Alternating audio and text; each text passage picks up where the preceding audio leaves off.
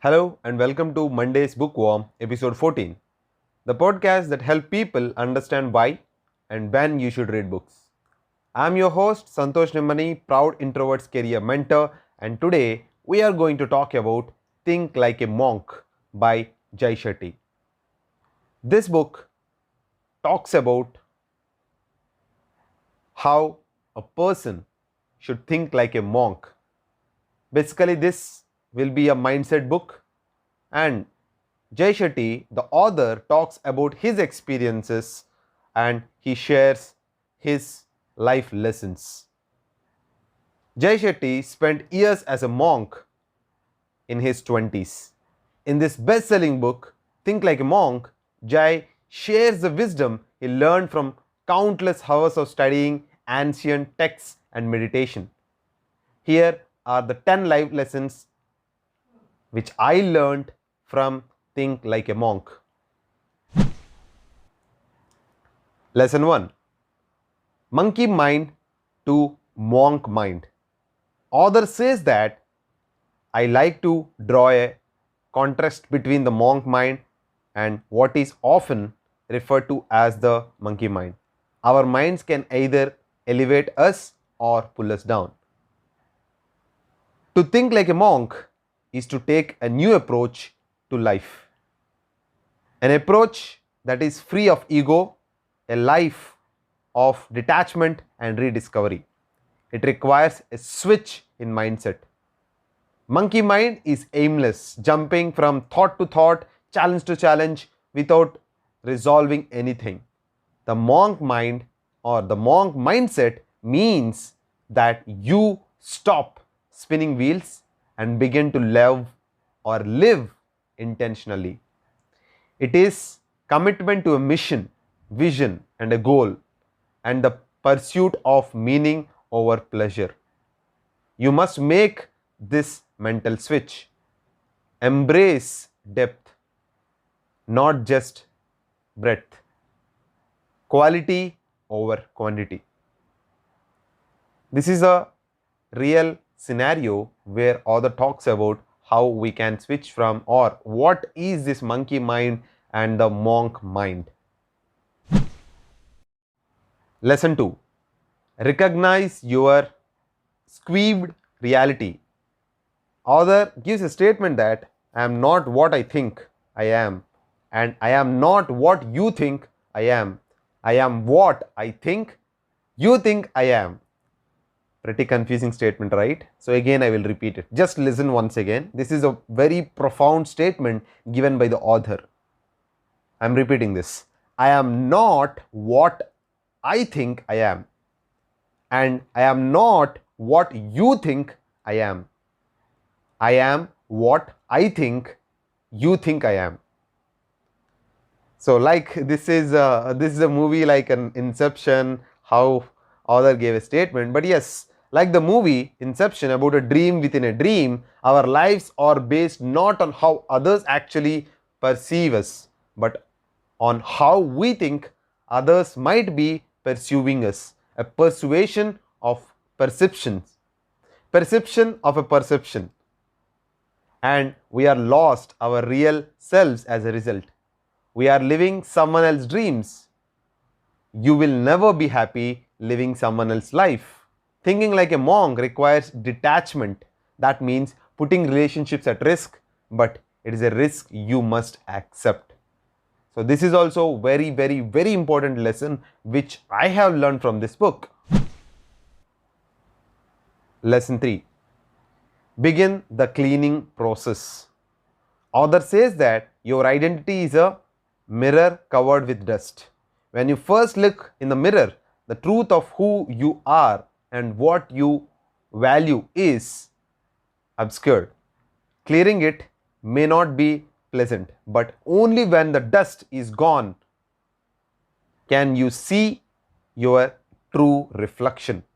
Yes, that is also absolutely insightful statement, and yes, the dust in life is the noise of external influences. Cleaning requires stillness and reflection. Your mind is like a sponge. It absorbs what is exposed to. Through stillness, you can listen to your own voice, reflect on what is true to who you, and discard the external noises and distractions. Author gives 3 ways to create space for reflection. First, sit down to reflect at the end of each day. Think through the emotions you experienced and decisions you made. Second, once a month, go somewhere you never been before. A new environment will give you a new perspective for self reflection. Finally, get involved in an activity that is meaningful to you, a social, political, or a charity volunteer work. This will help confirm your passions. Lesson 4, focus on values. This is very important lesson which I learned, which implemented in my life as well.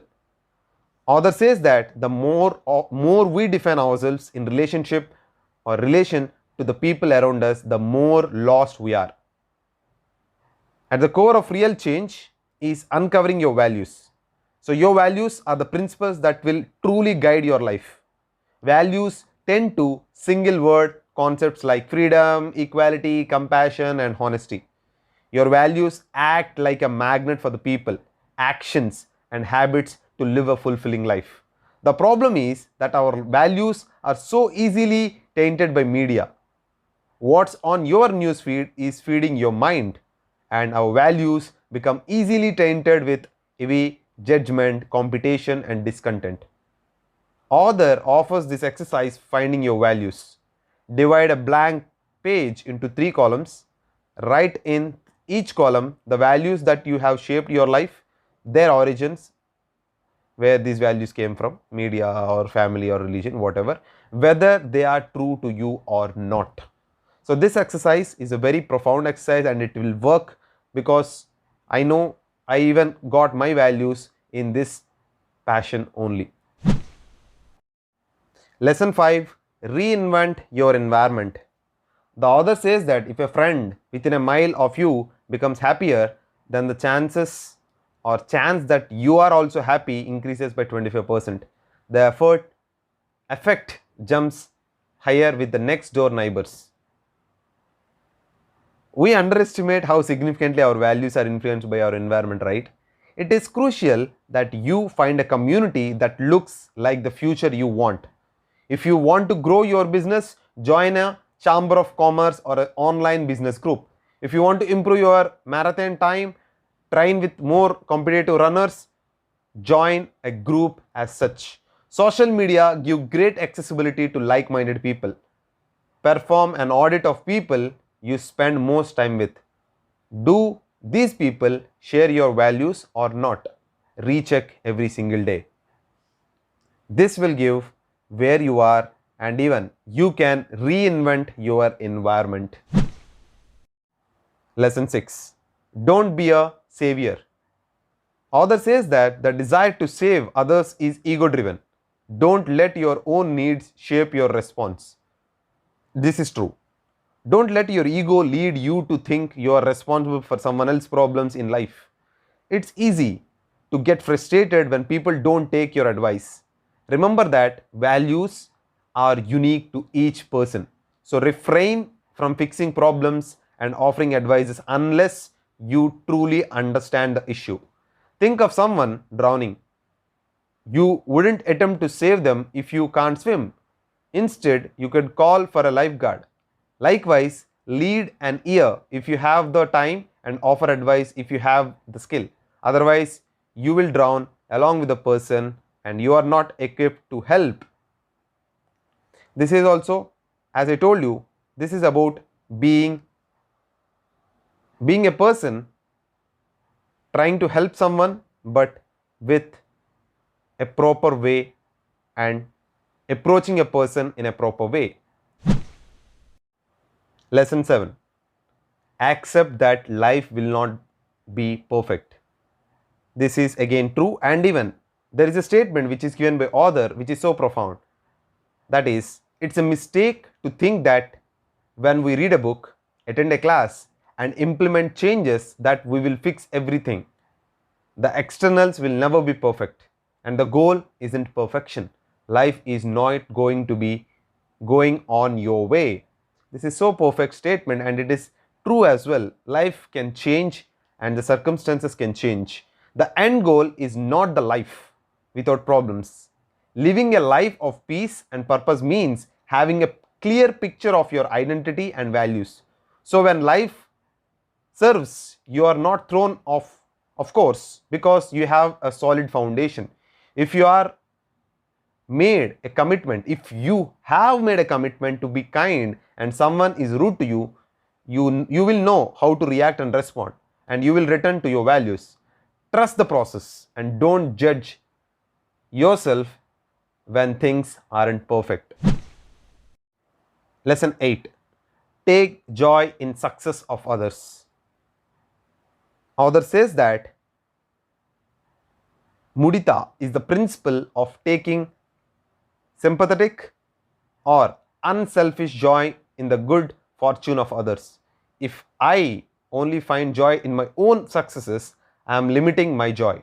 But if I can take pleasure in successes of my friends and family, 10, 20, 50 people, I get to experience 50 times the happiness and joy. Who doesn't want that? This is true, right? As author told, too often our immediate responses to hearing others celebrate is envy. But rather than living in competition with others, when we celebrate the success of others the same way we celebrate our own, we multiply the experience of joy. Make this a cornerstone practice in life. Lesson 9. Reflect on death. Author says that ultimately death can be seen as the greatest reflection point. By imagining the last moment, you can reflect on everything that leads up to it. Even this point is also very important in everyone's life. Imagining your own death gives you bird eye view of your life. If you find yourself questioning whether or not to do something, a significant change, learn a new skill, move to a new city, reflecting on death can give you the clarity you need. During the death meditations, Jay recommends, or the author recommends, asking yourself these 5 questions. What do I wish I would have done? What experiences do I wish I would had? What do I regret not giving more attention to? What skills do I wish I would worked on? What do I wish I would detach from? Finally, imagine how you live or like to be remembered at your own funeral. Think of the impact you would had. Then how you would be remembered if you died today. What's the gap between 2 images? This should reduce your bridge or the gap and build your legacy. The last life lesson which I learned is about stop tracking progress. Author says that there is no measure of success, no goal and no end to meditation process. Don't look for results, just doing it. The first sign that you are doing it right is that you will miss it if you take a break. So this is also so profound, and you have to develop a practice before you know what you're missing. But too often we focus on the results, the dopamine rush of achievement. Build your new habits and meditate without trying to measure success. Let it become a natural part of life than a progress report. So these are the 10 lessons which I have learned from the book Think Like a Monk.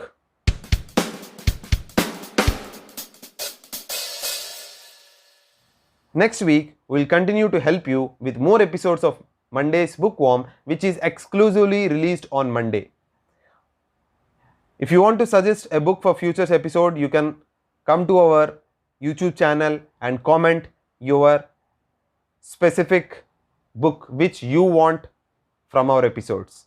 We'll meet you in the next episode of Mondays Bookworm. Till then, have a nice week.